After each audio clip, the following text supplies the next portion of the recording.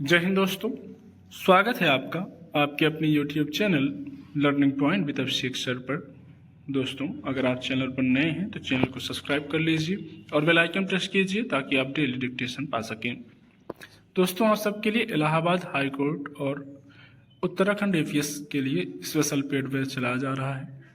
Allahabad high court में आपको कम से कम 5 डिक्टेशन डेली प्रोवाइड किए जाते हैं। 3 से 4 डिक्टेशन आपके निबंध, जीवनी, योजना, कुरुक्षेत्र, कहानी और आध्यात्मिक लेख के होते हैं। 2 से 3 मैटर आपकी संसदीय मैटर होते हैं, जैसा कि पिछली बार स्किल टेस्ट में बोला गया था, जिसमें पत्रिका से पिछली बार स्किल टेस्ट में मैटर दिया गया था। वो पूरी पत्रिका आपकी कंप्लीट कराई जाएगी और इसकी जो फीस रखी गई है वो है 500 रुपये। अगर आप भी इस बैच से जुड़ना चाहते हैं तो आप हमें इस नंबर पर संपर्क कर सकते हैं 7393976701। आप हमें इस नंबर पर व्हाट्सएप या टेलीग्राम पर मैसेज कर सकते हैं और बैच की इन्फॉर्मेशन ले सकते हैं। डिक्टेशन शुरू होगी 5 सेकंड बाद।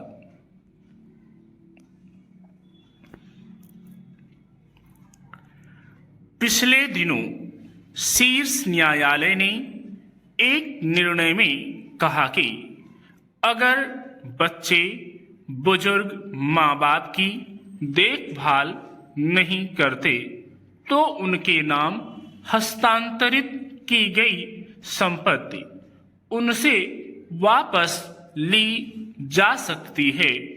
अदालत को यह निर्णय इसलिए देना पड़ा क्योंकि एक बुजुर्ग महिला ने इस आधार पर बेटे के नाम की गई संपत्ति रद्द करने की मांग की थी कि उसने संपत्ति हासिल करने के बाद उसकी देखभाल करनी बंद कर दी थी।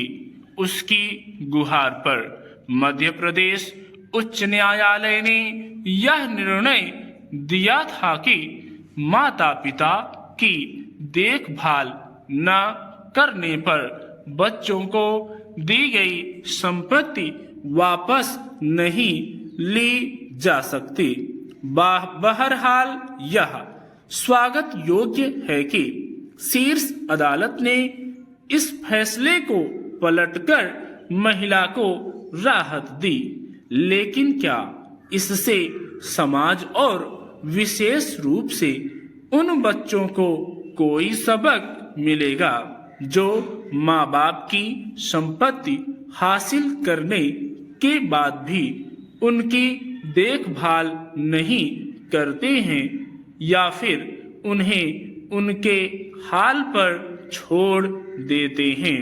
इसी कारण पश्चिमी देशों की तरह अपने देश में भी वृद्धाश्रम बढ़ रहे हैं, लेकिन यह समझा जाना चाहिए कि सभी बुजुर्ग आर्थिक रूप से इतने सक्षम नहीं होते कि वृद्धाश्रम में रह सकें।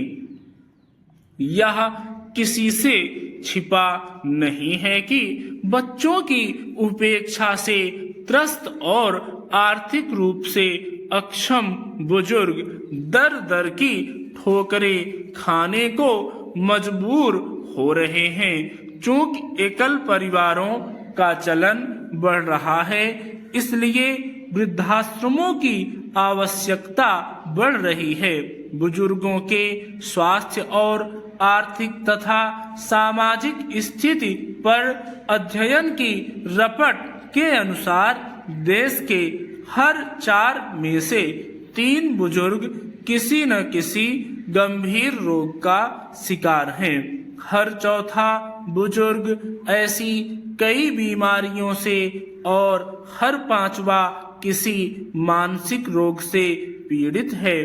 जीवन प्रत्याशा जो कुछ दशक पहले तक 45 वर्ष थी, वह आज लगभग 70 वर्ष है, यानी बुजुर्ग बढ़ रहे हैं।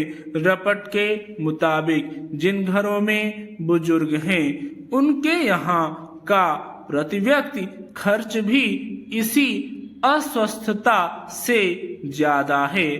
फिलहाल देश में हर 10 लोगों में एक बुजुर्ग है। हर चौथा वृद्ध अपने रोजमर्रा के काम करने में दिक्कत झेलता है। समुचित और सस्ती स्वास्थ्य सुविधा के अभाव में हर 10 में 9 वृद्ध घर में ही अपना इलाज कराते हैं, जबकि हर तीसरा वृद्ध दिल का मरीज है। सवाल है कि आखिर बुजुर्गों की देखभाल से समाज विमुख क्यों हो रहा है? आज मनुष्य का सामाजिक जीवन खतरे में है। वह अपने घर के बड़े बूढ़ों की समुचित देखभाल तक ठीक से नहीं कर रहा है। वृद्धाश्रमों में भी कोई विशेष इंतजाम नहीं है। सरकार ने आयुष्मान भारत योजना लागू की है, लेकिन इसमें केवल 40% लोग शामिल हैं। हर विकासशील अर्थव्यवस्था में सरकारी नीति 60 वर्ष से अधिक आयु के लोगों के लिए मुफ्त स्वास्थ्य बीमा की है। आज एकल परिवार के दौर में बुजुर्गों के लिए सरकार को उनके सम्मानपूर्ण जीवन के लिए नीति, संस्थाएं और सामाजिक चेतना विकसित करनी होगी। स्टॉप।